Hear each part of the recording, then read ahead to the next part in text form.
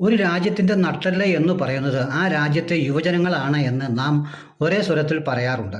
എന്നാൽ ഒരു രാജ്യത്തെ യുവജന സംഘടനകളിൽ ഏറ്റവും മുൻപന്തിയിൽ നിന്ന് സാമൂഹ്യ സേവനം നടത്തുന്ന, മനുഷ്യ പുരോഗതിക്ക് വേണ്ടി അക്ഷീണം പ്രയത്നിക്കുന്ന സംഘടനകൾ ഏത് എന്ന് നാം വിലയിരുത്തപ്പെടാറുണ്ടോ? ഈ അടുത്ത കാലത്തായി democratic youth federation of India അല്ലെങ്കിൽ DYFI എന്ന് പറയുന്ന യുവജന സംഘടന കേരളത്തിലെന്നല്ല ഇന്ത്യയിലാകമാനം ചെയ്തു കൂട്ടുന്ന സൽപ്രവർത്തികൾ, കേരളത്തിൽ പ്രത്യേകിച്ചും ആതുരാലയങ്ങളിലെ പൊതിച്ചോറുകളായാലും പരിസ്ഥിതി ദിനത്തിലെ ശുചിത്വം പരിപാലനങ്ങളായാലും അല്ലെങ്കിൽ പമ്പാ നദിയെ ശുചീകരിക്കുന്നതായാലും ഏതെടുത്താലും ആ സംഘടന ചെയ്തു പോരുന്ന ഒരു കാര്യങ്ങളും കേരളത്തിലെ വാർത്താ മാധ്യമങ്ങൾക്ക് ഒരു വാർത്തയല്ലാതാകുന്നു. എന്നാൽ ചില കോമാളിത്തരങ്ങൾ നടത്തുന്ന ചില സംഘടനകളെക്കുറിച്ച് ഒരുപാട് വാർത്തകൾ പർവ്വതീകരിച്ച് ഇവർ റിപ്പോർട്ട് ചെയ്യുകയും ചെയ്യുന്നു. എന്താണ് ഈ വ്യത്യാസത്തിന് കാരണം? ഇവർ ആരുടെ സംരക്ഷകരാണ്? നമ്മളെല്ലാം കോമാളികളാക്കുകയാണോ?